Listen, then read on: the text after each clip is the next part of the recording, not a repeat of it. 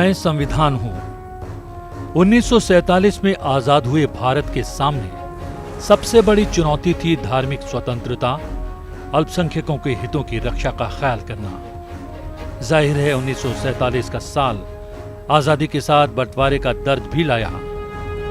मेरे निर्माता इस दर्द से भलीभांति परिचित थे।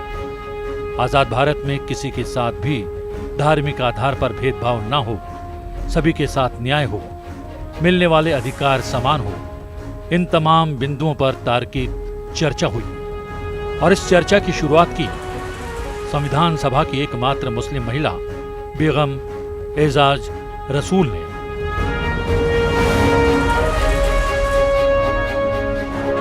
हमें हारते हुए लोकतंत्र को बचाना है।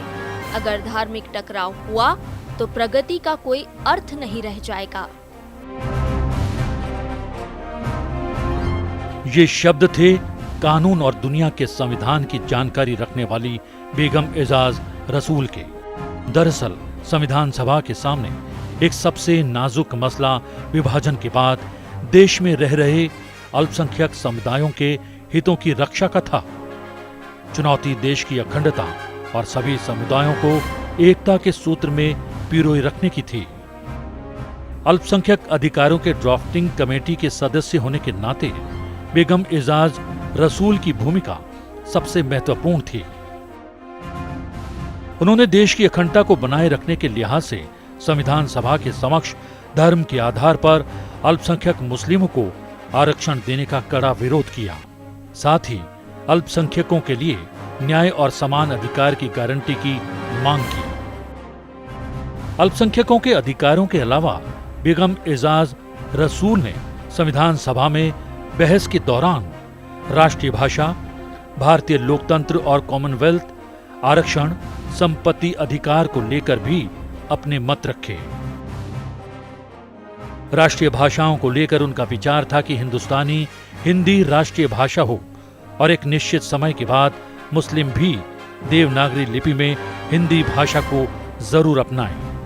उन्होंने भारतीय लोकतंत्र और कॉमनवेल्थ पर विश्वास जताते हुए साम्यवादी विचारधारा की कड़ी आलोचना की। संसद में पारित बिल राष्ट्रपति की हस्ताक्षर के बाद ही कानून बनेगा, ये सुझाव बेगम एजाज रसूल ने ही दिया था, जो आज संविधान में शामिल है।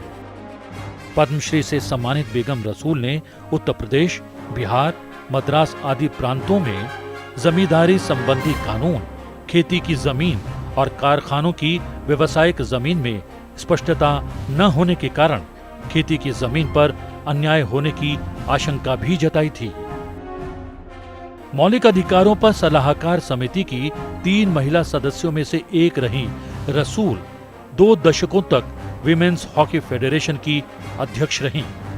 इसके बाद वो एशियन विमेन हॉकी फेडरेशन की अध्यक्ष बनी। From purdah to parliament, a Muslim women in Indian politics नाम से अपनी आत्मकथा लिखने वाली रसूल एक आजाद ख्याल, संवैधानिक समझ और समाज हित के लिए काम करने वाली नेक महिला निर्माताओं में से एक थी। और अगली बात एक और ऐसे ही संविधान निर्माता की।